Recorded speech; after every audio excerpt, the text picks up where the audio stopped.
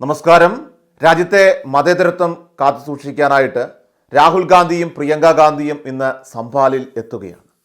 രാഹുലിനെയും അതോടൊപ്പം തന്നെ പ്രിയങ്കയെയും പൂട്ടാൻ ഇപ്പോൾ വലിയ രീതിയിലുള്ള സന്നാഹമാണ് പോലീസ് ഡൽഹി അതിർത്തിയിൽ വിന്യസിച്ചിരിക്കുന്നത്. രാജ്യത്തിൻ്റെ പ്രതിപക്ഷ നേതാവിന് ഒരു പ്രശ്നബാധിത പ്രദേശത്തേക്ക് സന്ദർശിക്കാൻ മോദി ഭരണകൂടം അനുമതി നൽകാതിരുന്നതിൻ്റെ ഭാഗം കൂടിയാണ്.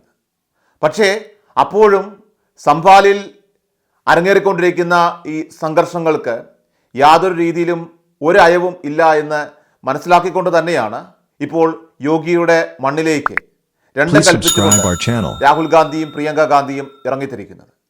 എന്നാൽ യോഗിയുടെ പോലീസും രാഹുലിനെ ഡൽഹി അതിർത്തിയിൽ നിന്ന് ഒരടി പോലും മുന്നോട്ട് വെപ്പിക്കില്ല എന്ന ഭാഷയിൽ അവിടെ ഇപ്പോൾ 10,000-ഓളം വരുന്ന പോലീസ് സന്നാഹത്തെ വിന്യസിച്ചിരിക്കുകയാണ്. ദില്ലി അതിർത്തിയിൽ വെച്ച് തന്നെ തടയാൻ ഒരുങ്ങിക്കൊണ്ടാണ് അതിർത്തികളിൽ തന്നെ ഇപ്പോൾ കൂറ്റൻ ബാരിക്കേഡുകൾ സ്ഥാപിച്ചും അവിടെ വൻ പോലീസ് സന്നാഹത്തെ വിന്യസിച്ചിരിക്കുന്നത്. ഇരുവരെയും പോലീസ് നേരിടാനായിട്ട് ഒരുങ്ങുന്നതും രാഹുലിനും പ്രിയങ്കയ്ക്കുമൊപ്പം യിലെ മറ്റ് കോൺഗ്രസ് എംപിമാരും അതോടൊപ്പം നേതാക്കളുമുണ്ടെന്നാണ് വിവരം. നിലവിൽ സംഭാലിൽ നിരോധനാജ്ഞ പ്രഖ്യാപിച്ചിരിക്കുന്നതിനാൽ തന്നെ ഇരുവർക്കും ആ പ്രദേശം സന്ദർശിക്കുവാനായിട്ട് അനുമതി ഇതുവരെ നൽകിയിട്ടില്ല.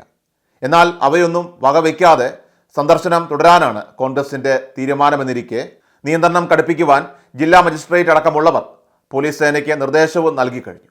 4 നിരകളിലായിട്ട് ബാരിക്കേഡുകൾ വെച്ചാണ് നിയന്ത്രണം ഏർപ്പെടുത്തിയിരിക്കുന്നത്. പ്രദേശത്തു കൂടി കടന്നു പോകുന്ന വാഹനങ്ങളും ഇപ്പോൾ കർശനമായി തന്നെ പരിശോധിക്കുന്നുണ്ട്.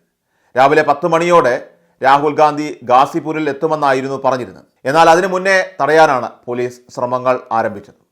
2 ദിവസം മുൻപ് സംഭാൽ സന്ദർശിക്കാനൊരുങ്ങിയ കോൺഗ്രസ് നേതാക്കളെ പോലീസ് തടയുകയും ചെയ്തിരുന്നു. തുടർന്ന് സ്ഥലത്ത് വലിയ രീതിയിലുള്ള സംഘർഷാവസ്ഥയും ഉടലെടുത്തിരുന്നു. സിവിൽ കോടതി ഉത്തരവിന്റെ അടിസ്ഥാനത്തിൽ ഉദ്യോഗസ്ഥർ സർവേക്ക് എത്തിയപ്പോൾ സംഭാൽ ഷാഹി ജുമാ മസ്ജിദ് പരിസരത്ത് വ്യാപകമായിട്ടുള്ള പ്രതിഷേധമാണ് അരങ്ങേറിയത്. ഇക്കഴിഞ്ഞ 24-ാം തീയതിയായിരുന്നു സംഭവം. ഈ സംഘർഷത്തിനിടെ 4 പേർ കൊല്ലപ്പെടുകയും ചെയ്തു. പോലീസ് ഇവർക്ക് നേരെ വെടിയുതിർത്തു എന്നായിരുന്നു പ്രദേശവാസികളുടെയൊക്കെ തന്നെ ആരോപണവും. പരിഹാർ ക്ഷേത്രത്തിൻ്റെ അവശിഷ്ടങ്ങൾ ഉപയോഗിച്ചാണ് പള്ളി നിർമ്മിച്ചതെന്ന ആരോപണവുമായിട്ട് അഭിഭാഷകരായിട്ടുള്ള വിഷ്ണു ശങ്കർ ജെയിനും പിതാവ് ഹരിശങ്കർ ജെയിനുമാണ് സിവിൽ കോടതിയെ സമീപിച്ചത്. ഗ്യാൻവാപി, കാശി വിശ്വനാഥ ക്ഷേത്രം ഉൾപ്പെടെയുള്ള ആരാധനാലയങ്ങളുമായി ബന്ധപ്പെട്ട കേസുകളിൽ മസ്ജിദുകൾക്കെതിരെ ഹർജി നൽകിയത് വിഷ്ണു ശങ്കറും ഹരിശങ്കറുമായിരുന്നു. ഹരിശങ്കർ മങ്കർ എന്നറിയപ്പെടുന്ന ക്ഷേത്രം മുഗൾ ചക്രവർത്തിയായിരുന്ന ബാബർ തകർക്കുകയും അവിടെ മസ്ജിദ് പണിയുകയുമായിരുന്നുവെന്നാണ് ഹർജിക്കാരുടെ വാദം. ഹർജി പരിഗണിച്ച സിവിൽ കോടതി കമ്മീഷണറുടെ നേതൃത്വത്തിൽ സർവേ നടത്തുവാൻ നിർദ്ദേശിക്കുകയും ചെയ്തു. നേരത്തെ മണിപ്പൂരിലടക്കം കലാപം ഉണ്ടായപ്പോൾ എല്ലാ ഭീഷണികളും മറികടന്നുകൊണ്ടാണ് രാഹുൽ ഗാന്ധി അവിടേക്ക് ഓടിയെത്തിയത്.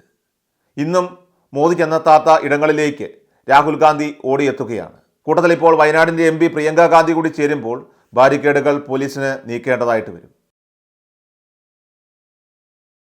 എല്ലാ ദിവസവും വാർത്തകൾക്കായി സബ്സ്ക്രൈബ് ചെയ്യുക, ഫോളോ ചെയ്യുക.